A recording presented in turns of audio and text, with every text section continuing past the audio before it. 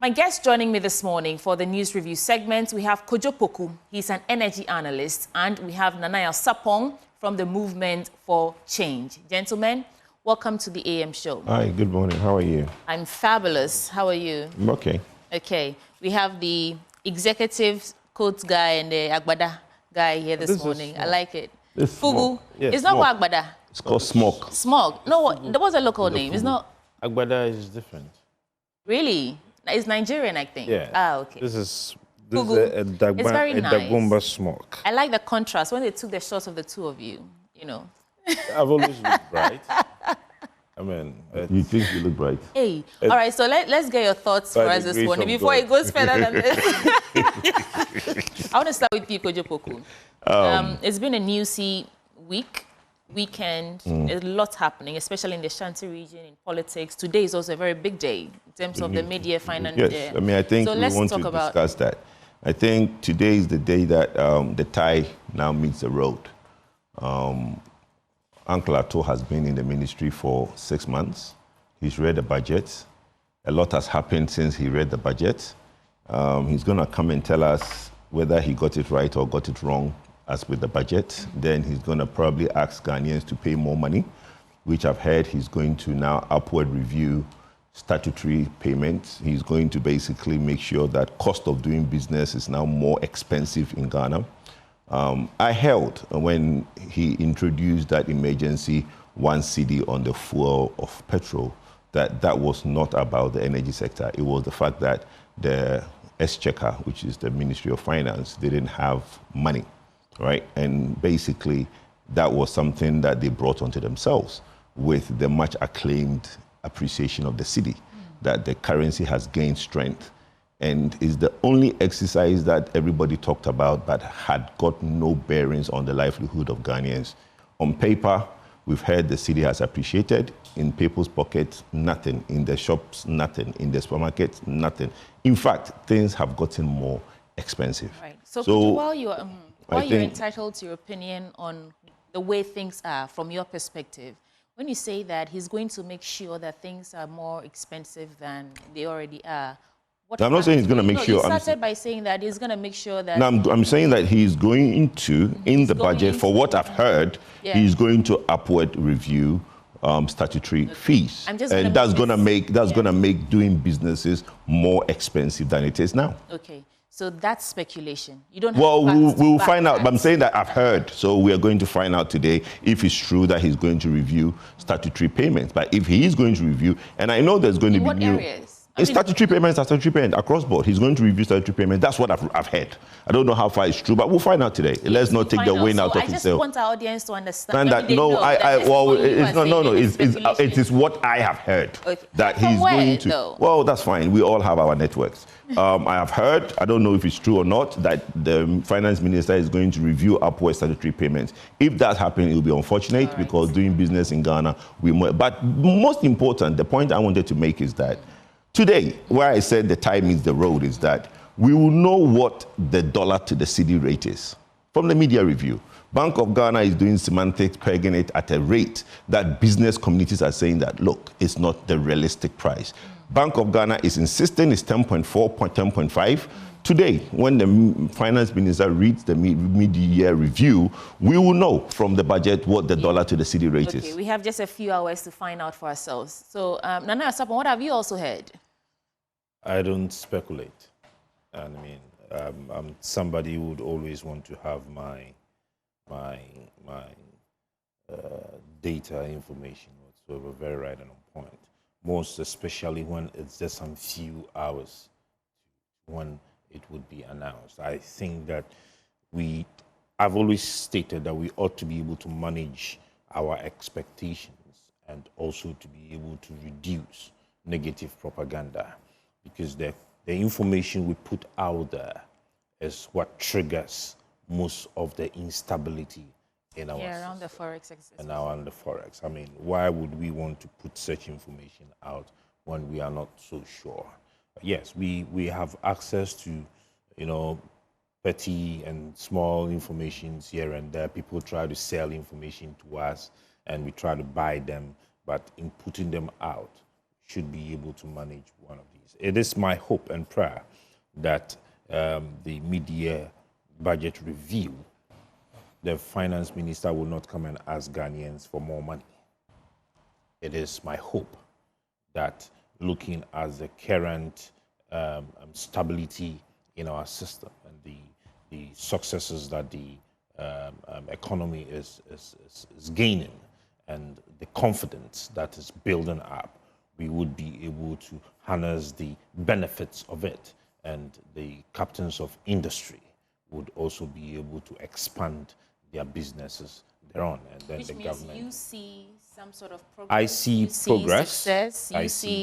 I see progress, really. Which is in disagreements with what Kojo Poku, Kojo Poku's experiences. For if there has not been any progress, any success in this economy, we saw the dollar reducing from 16, 17 Ghana cedis to where currently it is between whether it is 10.30 or it is 11 or it is 12. There has been some progress in that regard. If not for anything at all, there has been some progress in our energy sector. If not for anything at all, Gold Board is chopping some successes. Right. If for not anything at all, I think that we are seeing some elements of confidence, even from the foreign investors. Okay. And so, I mean, the finance minister has done well. It is left with us to support him.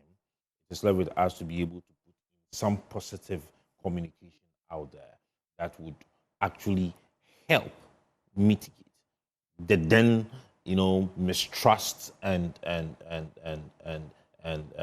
loss of confidence. All right. So we can quickly, look, yeah. I don't do propaganda. Okay. One of the I will say that one of the astute journalists that this institution has produced is a guy called Novan Hayford. Okay. You know Novan, right? Novan has a podcast. Novan has a platform where he puts information out there. Novan Reports, yes. This morning, mid-year budget review, Ghanaians to pay, as government proposed, 30 to 40% hike in statutory fees and payments. Okay. On Novan. No, hold on. Don't let him sit there and saying that I pay or do propaganda. I don't. Novan has reported it, and Novan is 95% right at the time. So look, it's a few hours away.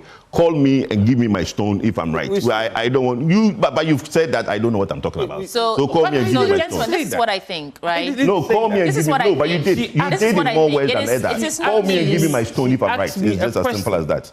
But you see, you did not know. Don't say that I'm doing propaganda. If Novan has reported it, he's 95% right all the time. If the minister goes and put 30 to 40% hike on statutory payment, call me and give me my stone. Can I just make this suggestion that you're entitled to your opinion, and I hear you, but we do have a few hours to find out. I know, so I'm saying that. That's why I'm saying that when I'm right, he should call me and give me my stone. Okay, but he didn't also say that you're doing. No, he said that. Speculate. No, he said no. Please, and I said I don't. Let's move on.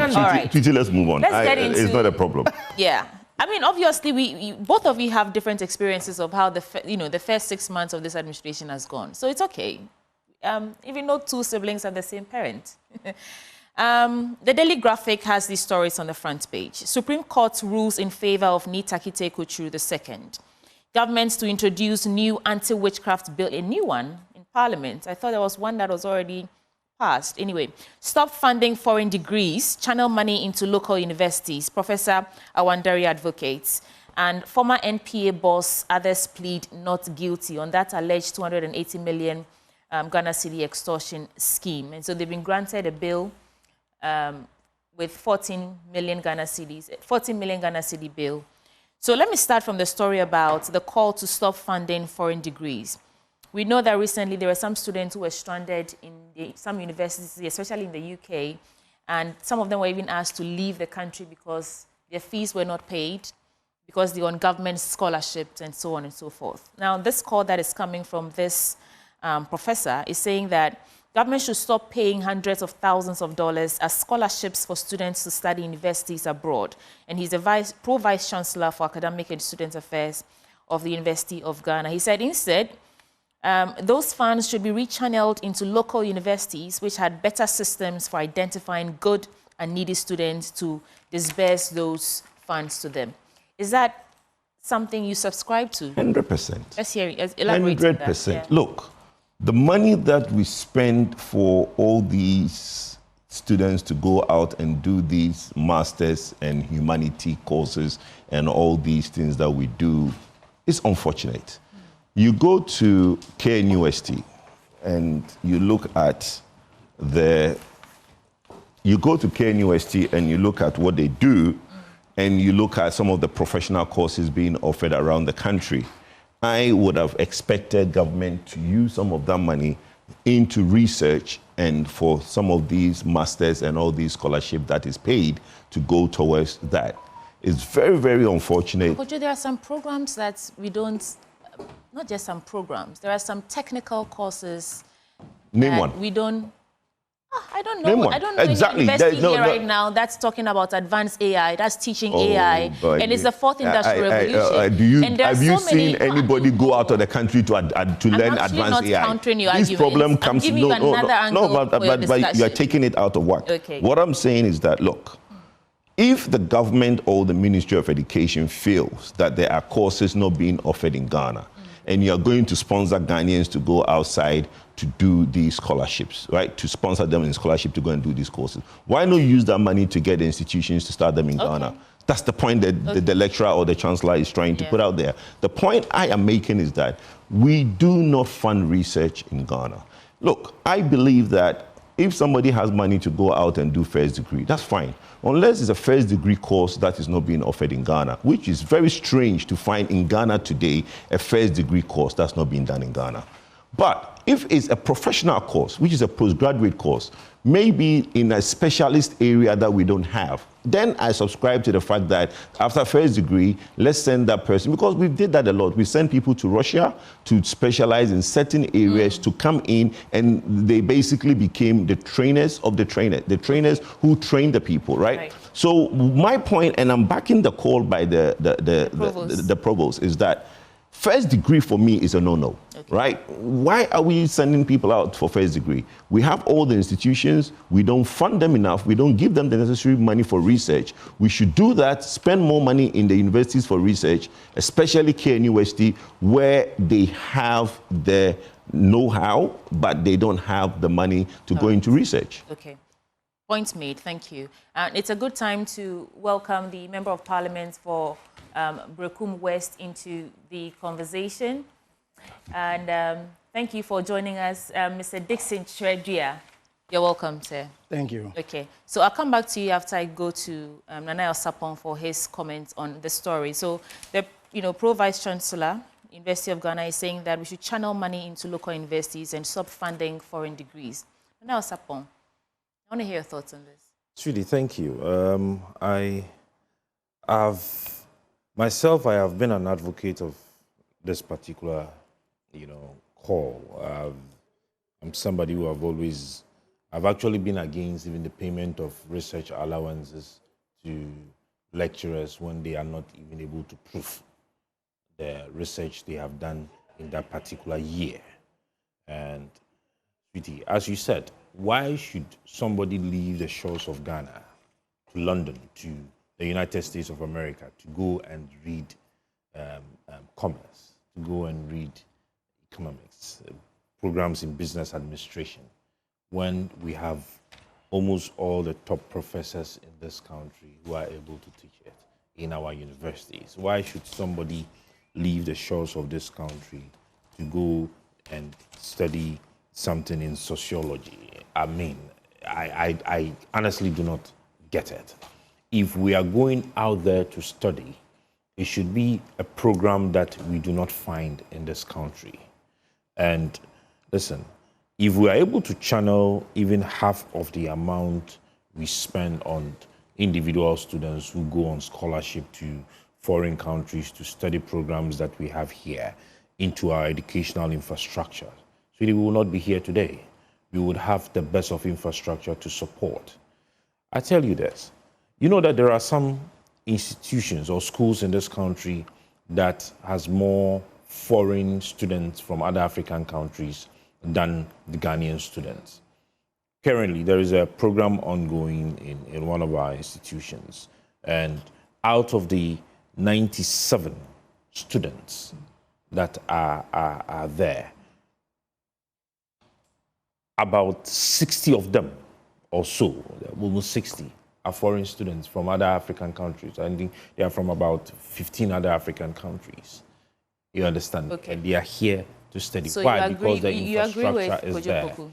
Yes. But the question I wanted to ask Kojo is, both of you, really, sometimes studying abroad, it's not just about the program. It's if you're leaving a developing country to a developed country to study something. I don't buy it. No, let me just introduce another angle. No, I know. The exposure... You all just can't agree. The exposure you want to talk about. Yeah. The exposure you want to talk about. We have it right here in this. Okay, I'm happy to listen to when I make my point. So what I'm saying is, let me say sometimes the experiences you gather from even observing how they practice, or you use an example like sociology, right? The way we approach that here is different from what they do there. I'm saying, is it not of any significance to us as a country, as a people, that we select a few of us to go and observe, to be exposed to how they do things differently in a developed country, so we can come and apply here? If you're taking somebody out there for an industrial attachment, yeah.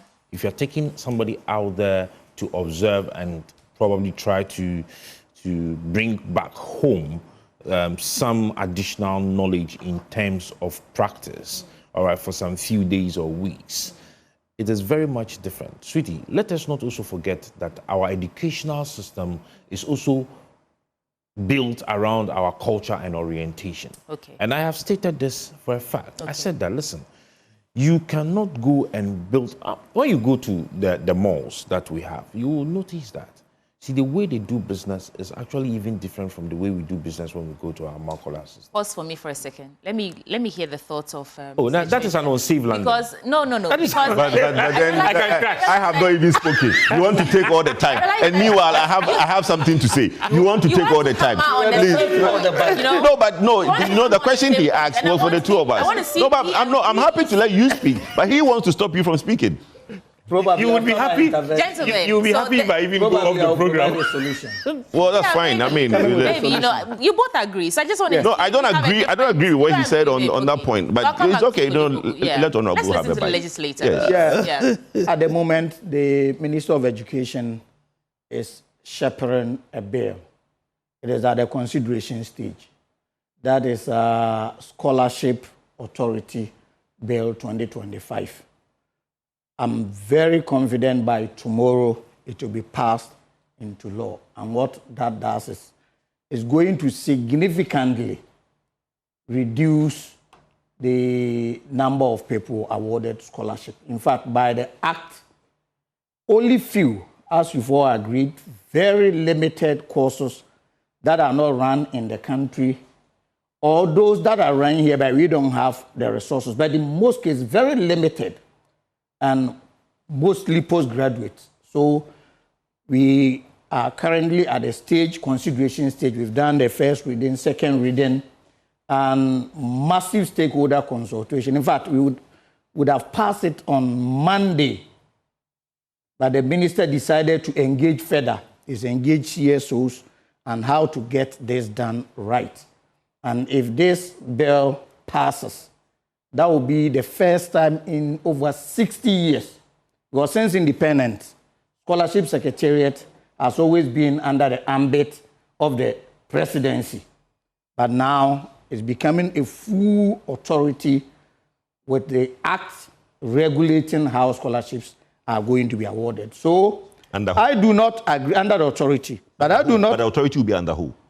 Independent authority. No, but it has to be under. It has to be under a sector. Minister of Education. Okay. She has to be Minister of Education. Yes. So it's being moved from the presidency to Minister of Education. Currently, it is under the presidency. In fact, since independence, so the authority is moved under the office of the president. But now it is going to be under the Ministry of Education. That is why the minister is the one shepherding that bill, and that will reduce the number of people awarded scholarships to go out there. As we are saying, maybe first degree marketing, when we have all the facilities here, we have institutions, but there are some courses, like you were alluding to, a few of them that we don't have the technology.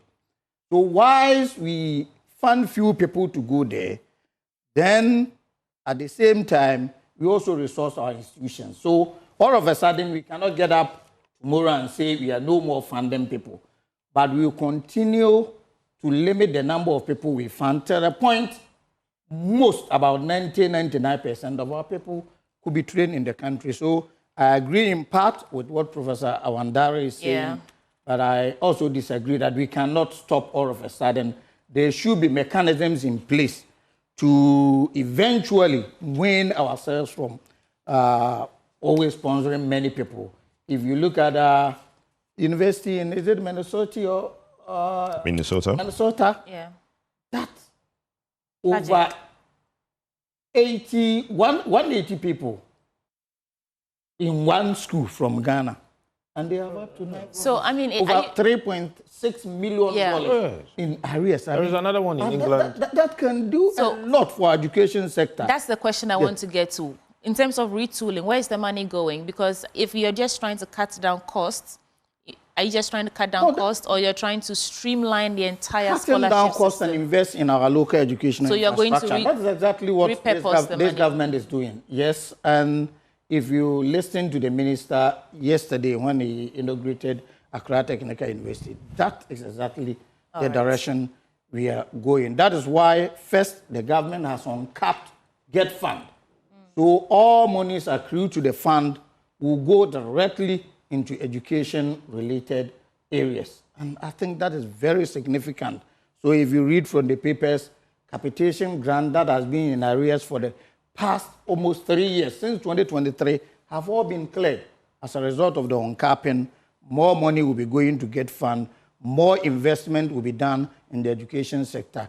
And from tomorrow, emergency release of some 10 million into technical universities that are struggling. So I think this government is committed to providing infrastructure here so that most of our citizens will be trained with the modern technology in education, thereby limiting the number of people sent out there and rather invest the money locally. Thank you. Then, Kojo Poku, you wanted to say something briefly. Yes, I said that from what he was saying, you mentioned something about exposure, so that people will go out and learn.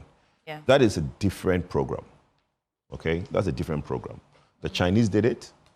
Other Asian countries did it to London, right? That's a different program where the Chinese government will send people, as Nanaya put it, maybe internship, attachment, exchange program, whatever you want to put it. Yes. But it is not true sponsorship or scholarship as you're going to study in university for first degree. So if the government see fit that we need to send section of our population to expose and bring in certain culture, knowledge or whatever, that's a different program. So that is a program that we need to look at. Right. I don't believe that it should be done through the sponsorship channel. Thank you. I think just a quick one. You see, we should applaud the Minister of Education, and we should also try to deal with that bureaucratic mindset of the persons in that industry who would turn around to fight this particular thought of his, or his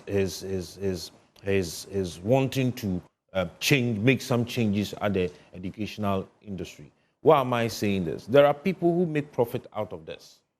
And so those persons would want to fight. You know, there are some ministries that we have people who have benefited for a very long time. One is education, number two is sports industry.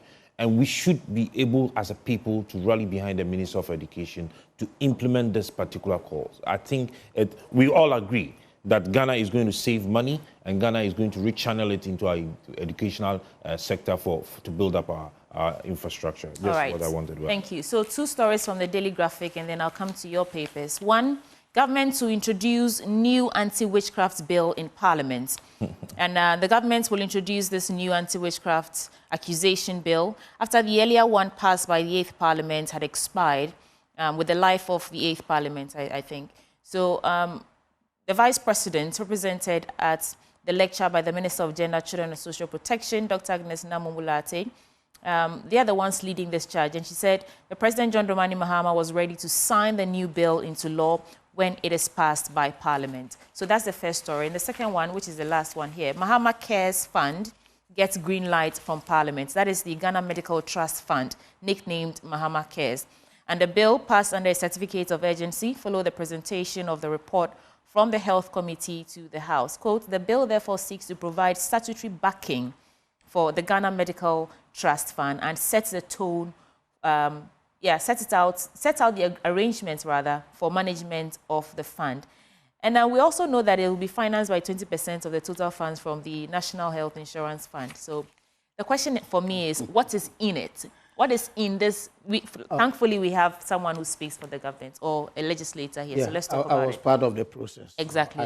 What's in it? What's in this? Clause by clause until the bill was passed last Tuesday around 5 minutes to 5. So I sat through.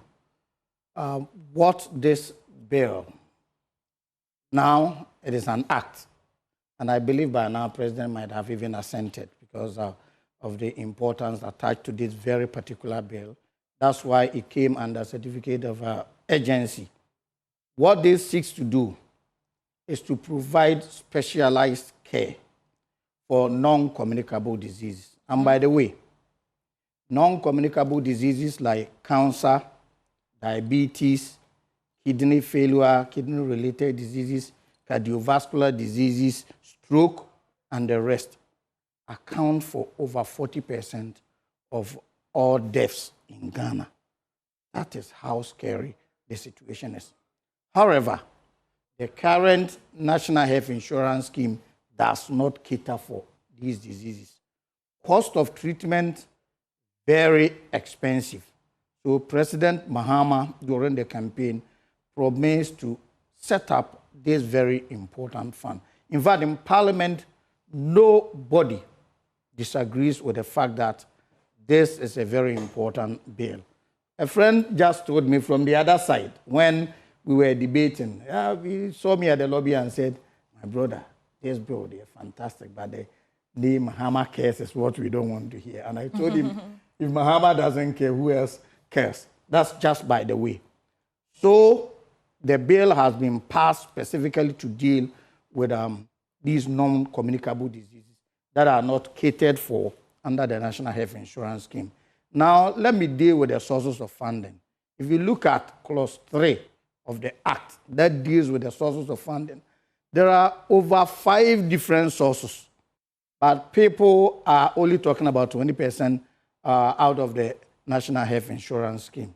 You know, with this bill, Act, we will require about 3 billion every year to deal with these non-communicable diseases. 3 billion what? Ghana cedis. To deal with these non-communicable diseases. And let me tell you the importance of this bill. If you go to my constituency, a number of people who are lying down with strokes, people who are struggling to get money to buy their BP drugs, people who cannot afford simple insulin to deal with diabetes.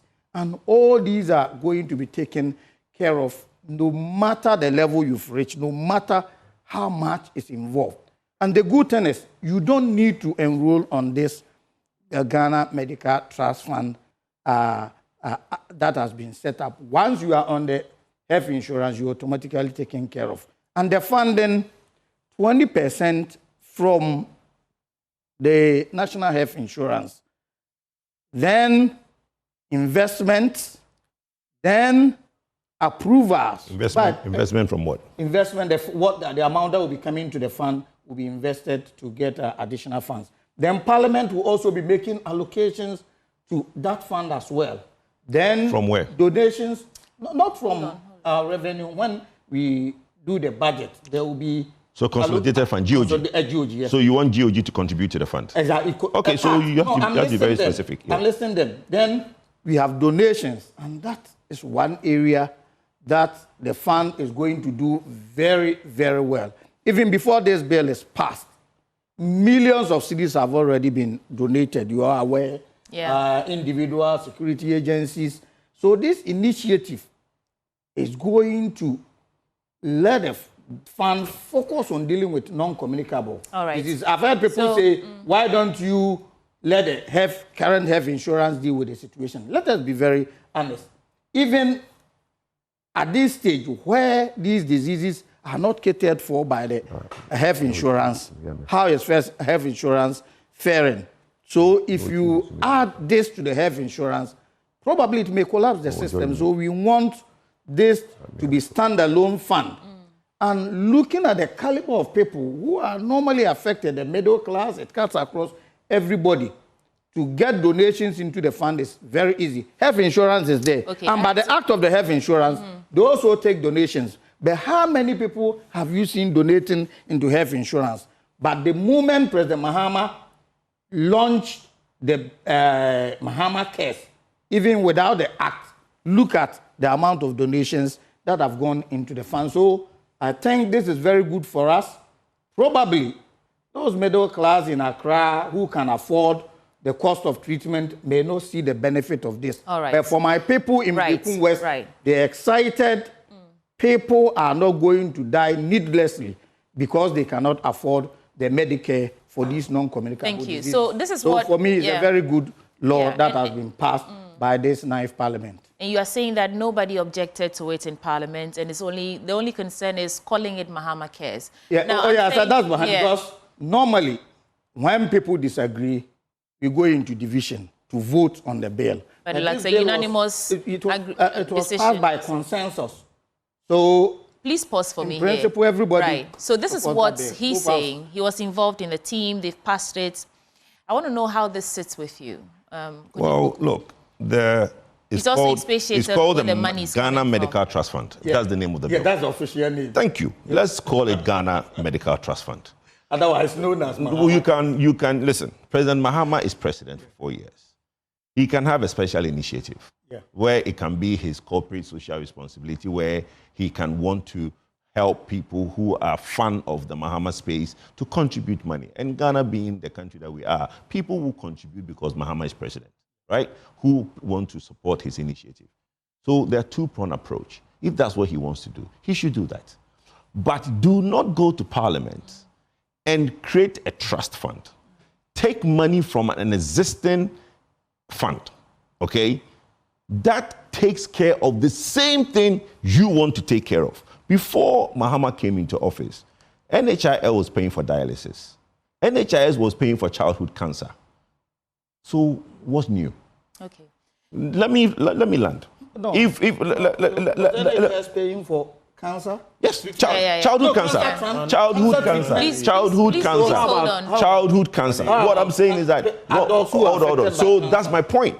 If NHIL is doing, there is always the bar being moved. You can move the needle. What I'm saying is that there is childhood cancer. There is kidney dialysis for under 16 and people of old age. So we were doing that. Okay, that was being done. Hold on. Today, if you come in and you think that it doesn't go far enough, and you want to move money, which you are saying that there's going to be other allocations from other areas to take care of these things, because the money involved, only the 20% from NHIL can take care of it, right? If you want to do that, you could have just amended the existing NHIL to basically move the needle further, because you see, we've done some, you guys want to do more, that's fine. But when you try to now put somebody's name on our money to go out there and do propaganda, it doesn't wash. Because when he's no longer in power, for longevity, the act has no Mahama Care. That's fine. But what I'm saying is that if you now, you see,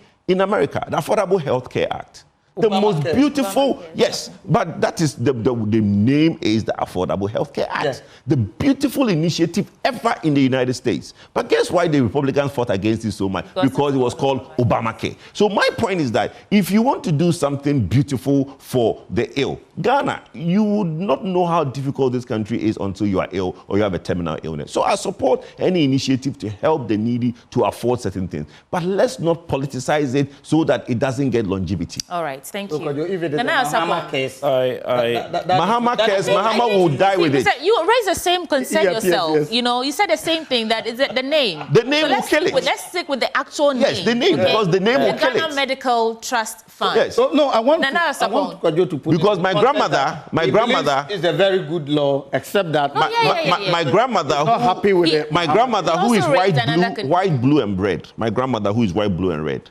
will go to the hospital and they say there's a Mahama care. He won't take it.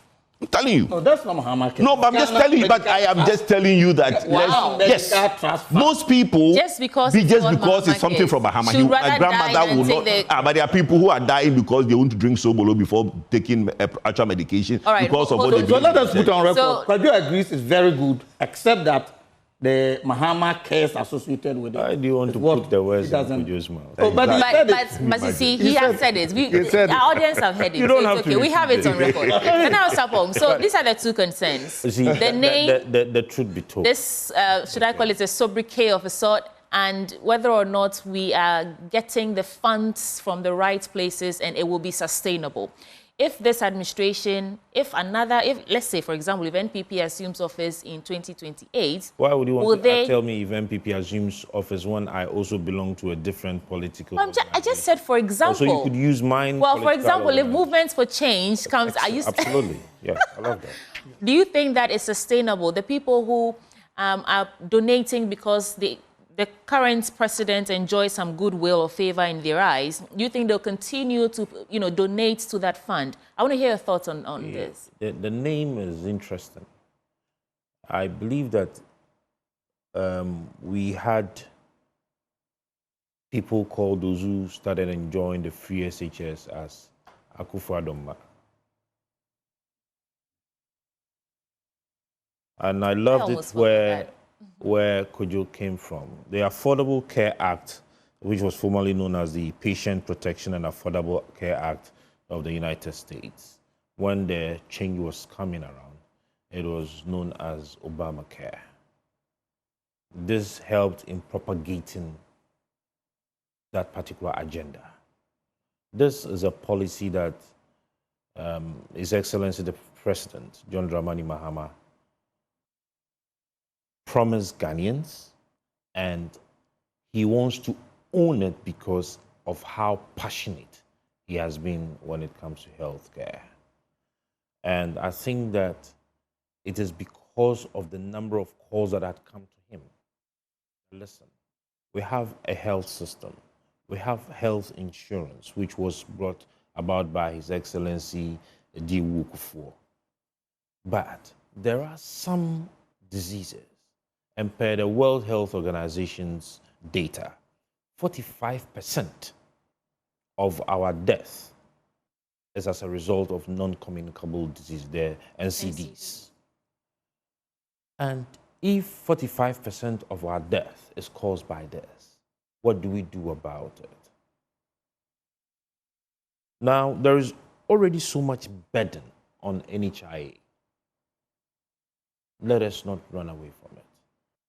And in dealing with something that is of greater negative effect on the public, needs a special focus and concentration.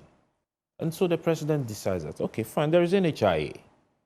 Let us bring another act or policy that would specially focus on this, so that we will not have a situation where you will tell us that the monies within the coffers of the NHIA is being used for other diseases, and so we were not able to have money enough to deal with the NCDs.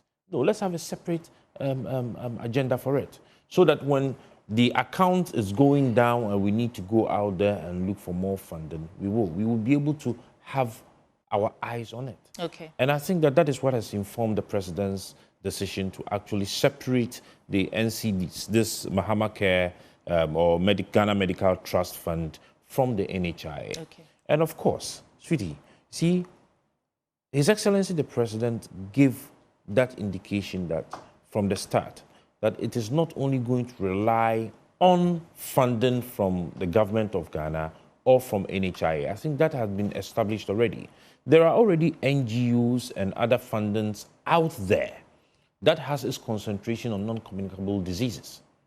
And so if you have a special fund, all right, or act that deals with this, then it would enable you to be able to go out there into the market, to be able to draw to yourself and to that particular fund monies that are going to be used specially for these diseases. What I hear you say is you have no argument against this Ghana Medical Trust Fund, the source of funding and you understand why they have to take even some parts of the National Health Insurance Fund to fund this. So it's okay. The problems we are facing in this country... I'm trying to use the time judiciously. Let's move on to other they were making noise. That was what took our time. No, but you're in agreement. You're not... I think you're agreeing with what he said. We have an issue in this country that has to do with the aged. If you go to our hospitals, those who are actually suffering from these non-communicable diseases are the aged. These are pensioners who do not work. When this haircut came, you notice that the main issue that people were dealing with had to do with their bills, their medications, and these are all non-communicable diseases. So there's a solution for that. So there's a solution for that. I want to get into the Ghanaian Times newspaper. I see something on illegal mining. Well, yes, it's a marathon, not sprint. We will win it.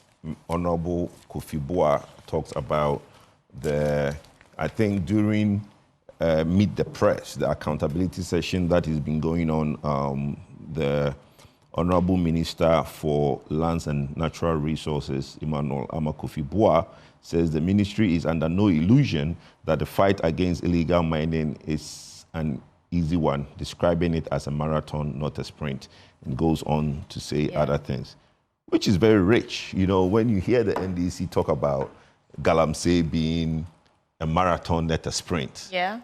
And I, Kojopoku, was a victim of when I said that why demonstrate in Accra, why not go and demonstrate in the villages, right? And people took me on and said, So if you know it's a marathon, why were you sponsoring those demonstrations in Accra? Why were we making it look like because there is all these issues going on, we can get people into the streets and Galamsey will go away? In fact, the bill, the very act that everybody bastardized, 6 months down the line with the NDC administration, it has still not been touched. As in terms of repealing it entirely? Yes. Okay. It has still not been touched. Well, and we have seen, like they've not done anything about it. They've done nothing about it. The honorable is saying, you can tell me. Hold on. And this government has a new habit of certificate of urgency. Everything they want to introduce under certificate of urgency. So if it was that urgent and they felt so passionate about that repealing, it would have gone under certificate of urgency. But it has not been touched. So look, I have always said that the water being brown, the rivers being brown, did not start yesterday. I, Kojopoku, I had the license to develop the Ankobra River.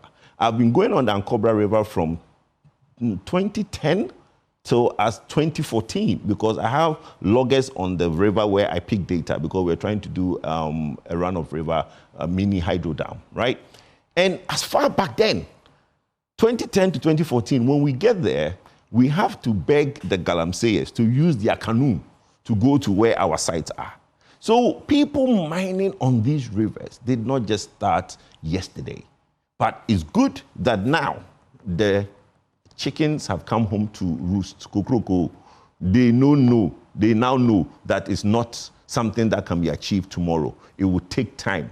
And I have said it on this platform, and I think it was on Zoom, that the reason the fight against Galamsey was a problem was that during election, one party will go and tell them to stop. The other party in opposition will tell them, oh, don't mind them, vote against them when we come into power, we'll let you mine. And we have the report, and it's going on today. So now, the issue between Efia Schwarzenegger and Sami Gyamfi, yesterday, Efia Schwarzenegger on social media brought out a video saying that they went to Obuasi and promised the people of Obuasi that when they come, they will make them do Galamsey.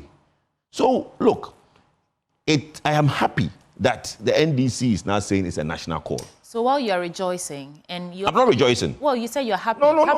I'm happy that... No, I'm not rejoicing on the Galamsey. Okay. You see, you like my brother said, you like mixing words. Please. Let's put it in context. Let's put it in context. Let's put it in context. Hey, Kojopoku. While you are happy that I'm quoting you now. Whilst I'm happy that the NDC has come home to roost, I have to ask you because you said you have dealt with these issues. You have begged Galamsey illegal miners for the canoe and all that. What does it take to eradicate this menace? Okay, so one,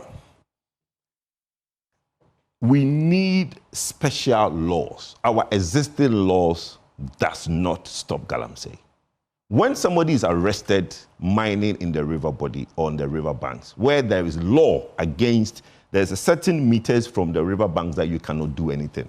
When somebody is found in that area, what does the court do? What is the law? Right? So I have said... So you said... think it comes down the to law, the law? The laws, what is in our statute today doesn't fight galamsey. Okay? And I have said that. The second one is that today, they put a hold on excavators being cleared from the port. Go to the port and see the number of excavators that are now stuck at the port. You think it's the guy in the village importing those excavators? No. I have said, and I sent to Honorable Kofi Boa, I sent it to his WhatsApp that if you want to stop galamsey, criminalize the owner of the excavator. So if you do two things, put in special courts and special laws to prosecute mining on river bodies and river banks. Two, the guy who owns the excavator, criminalize him. Put laws to basically make sure that if your excavator is found doing illegal mining, you go to jail. Okay. It will disappear overnight. So yes, no, it's not. If somebody owns it and you found the excavator, he that owns it is not criminalized.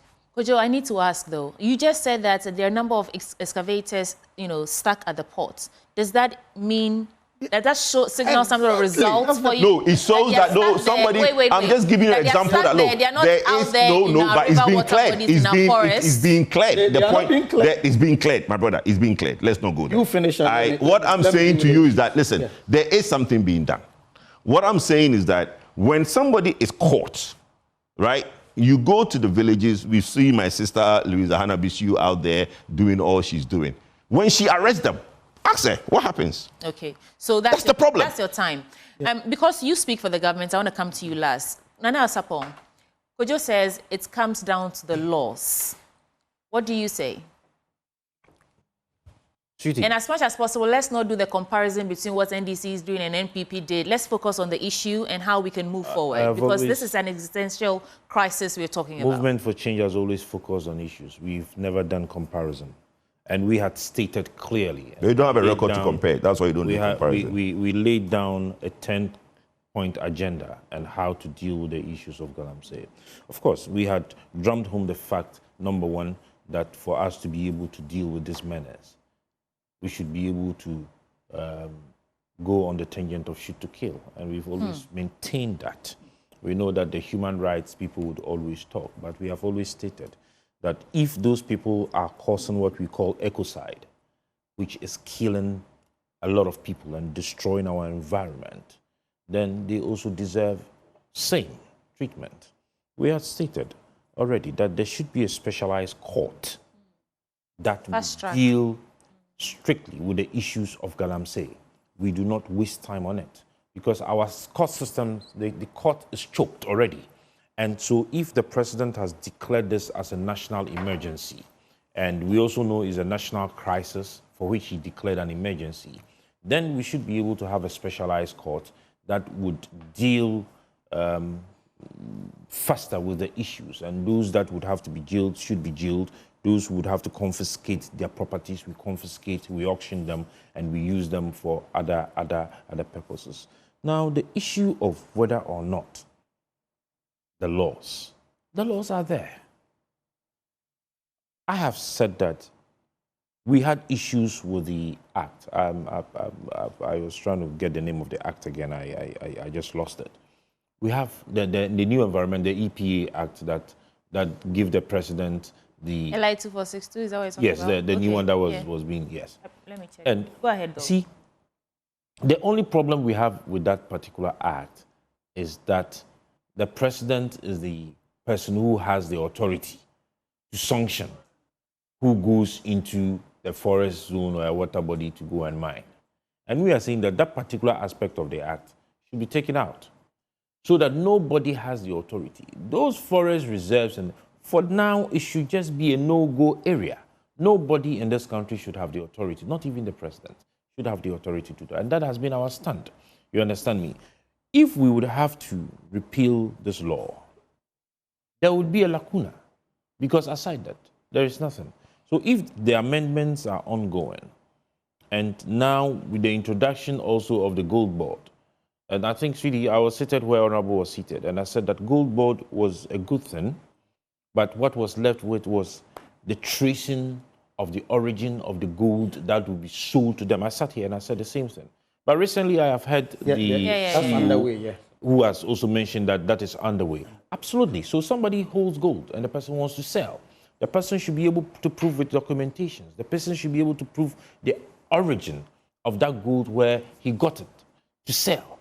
If the person is not able to prove it, then you can't sell. And so that would be one of the major ways of discouraging, because nobody would want to go and invest in Galamsey and will not gain the returns. Okay. So, Sweetie, I think that Ama Kofi Bua is doing an excellent job. I have said it already.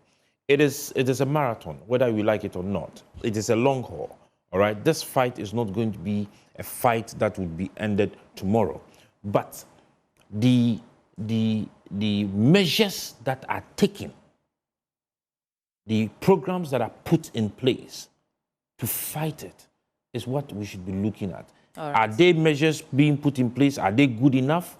Are they programs that are good enough to be able to mitigate the problems we are facing? If yes. So on that tangent, on a scale of 1 to 10, the measures that this administration has put in so far, how would you rate them? The Blue Water Guard giving us the information as watchdogs. How would you rate them? 2. We have a few minutes to go. 0 to 10. Personally, I'll come. If you would ask me, I think that they have done above average. 2. No, give me a number. 2. 1 to 10. I would give them 7. Hey. Blue guard. Now let me tell you. No, that was why I wanted to list. That was why I wanted. I didn't say. Sorry. So, but he asked you blue guard. No. You see, it's because of this sort of propaganda. I wanted to list the reasons why I gave. It comes down to the laws. Don't do that. Nana Sapong says that you've done excellent. In fact, he's scoring you 7 out of 10 in terms of the measures that you've put in place. Although the fight is still on, I don't see any end in sight. Exactly. Okay, so I want to hear you. It's not going to end. I want you to characterize what we are seeing versus what the minister is saying, and I keep coming back to the demands that were made before you assumed office. You promised a state of emergency. You promised to repeal the LI 2462, but you're doing something else. And it's interesting to hear that you are scoring as high as 7. In fact, I did see some sort of write-up from eco-conscious citizens applauding the minister as well. Yeah. Yeah, I'll get to it. I think I will ask you something like that. Yeah. We look at what the minister is doing. You will really know a lot of work has been done in this direction. You know, the battle is a marathon battle. It's not a sprint. And that had always been the position. You know, when we were complaining in the opposition, we were complaining because we were not seeing action enough. But Kwadwo himself has actually confirmed that this minister is working over 400 excavators stacked at the port, pending validations. And let us also put it into proper context. It is not every excavator imported into the country that goes to the mining site. Some for road construction and other purposes. And we need to clarify that. So to put blanket ban and say all excavators at the port should be kept, that is also overboard. So we should make that clear. This minister, if you look at the number of measures he's put in place and the results he's achieving, apart from the excavators being kept for validation before coming out, a number of licenses have been revoked for even legitimate small-scale miners who have been identified as having a lot of breaches in the operations. Even the legitimate ones, they're having their licenses revoked as we speak. Over 900 of them are still under review. Dozens have already been revoked, and the minister said at his meeting with the press, over 1,345 people have been arrested and pending prosecution. They are facing prosecutions. And for excavators, apart from those at the port, over 400 have also been seized. Which disappeared over a number of bulldozers, a number of motorcycles, a number of pump actions. So Mr. Chedia, so here's a question. underway to Just deal pause for me for with a the second. situation. Yeah. And the cardinal value of the actions that you take as an administration against this menace, illegal mining, is so that people are deterred. People are afraid to enter forest reserves, to go on our water bodies and mine, because that's the threat to our life, right? Yeah. So are you saying that the actions that you've taken so far have are they actually giving you that result? Because Exactly. every day we keep hearing that people are still entering our forest reserves. Getting the are these results. actions enough to scare people, scare them so that they don't even import excavators at this point? Absolutely. Because the 9 forest reserves that were under siege by illegal miners now have been retrieved, and they are not going back into those forests. And let me add here, it is very tempting to go along with Nana, they shoot to kill one and all those things. But we should also look at the republic and the constitution we have. If you want to go along that tangent, it means you have to amend Chapter 5 of our constitution, that is the fundamental human rights and freedoms. Until that is amended. In fact, did they amend it no one is before destroying our water bodies to kill us? No, but the point is, unfortunately, if an armed robber, I'm asking you a question, my brother. If an armed robber comes to your house, would you take the constitution to court or you defend yourself? Nana, I'm just asking you a very simple question. Unfortunately, these are armed robbers. That's why I'm saying it's very tempting. But you know the other side of it. If we legitimize that, what is going to happen is, if I have an issue with Kweju along farm, people will be picking. All right, so that's our time. I want to know the story. I'm sorry, that's our time. The stories on your front page. This government. If you don't stop him, you will talk. Okay. And it is not only about what is on the ground, the optics alone. That government is going after all manner of persons accused of being involved. The point has been made. Yeah. All right. Yeah. So the stories on your front page. It's from Brekum West. Okay. In the Bono region. The story. Media, the Finder, the new. I wonder why you are so excited. Read the headlines. The new Finder. What does it say? Mid-year budget review to take place today. Okay. That's on page 6. And we have Chamber of Mines gold sales boost reserves, drive CD stability. I think this story is from the Chamber of Mines. They're saying that there is a boost in the reserves, and that is driving the CD stability. All right, thank you. We can't get into it. So no, we are not getting into it, but I think that there is so much of expectations in the mid-year review. Yes. And we wish Atoforson well. It is our hope that he would bring up something that we, the persons, the captains of industry and the ordinary people in Makola and in Kaneshi and in my hometown, Domnase, they will be excited about. All right. So I'll give you the final word, but I want Kojo Poku to rate the government. What is their score? He said 7. No, but I'm very. No, 2. He scored them 2 already. Okay, hold on, quickly. Look, this is my land in Asankregwa, Nananko. Just 2 days ago, my auntie went to the land. We were called that our neighbor farmer called us that if we don't come, our land is being encroached on. When we went, this is what has happened to our land in Asankregwa, in Nananko. Okay. This is what has happened. So 2%. Thank you. 2%. So they know it is your land. Mr. Dixon Chedia, you have the final word. And before you joined us, we talked about our expectations for this mid-year budget review. So maybe you can land on that and then we can pop off. Today, midday, the finance minister will be in the house. Let me so properly announce because yeah, that's what we'll be sitting at 12 noon midday today. So the finance minister will be in. The good thing is, no surprises. No surprises. Could you relax? Don't expect any surprises. No 40% increase in such no big taxes. No, but small taxes. But they are small taxes. Let me finish. And the good thing is, this government determined to live with it within its means and embarking on prudent fiscal discipline, totally relegating to the background profligate expenditure. It's not coming to ask for additional money. Okay. On the 29th of March, we approved an appropriation of 292 billion Ghana cedis for the year, and we are not expecting the minister to come. These are some big announcements we are expecting today.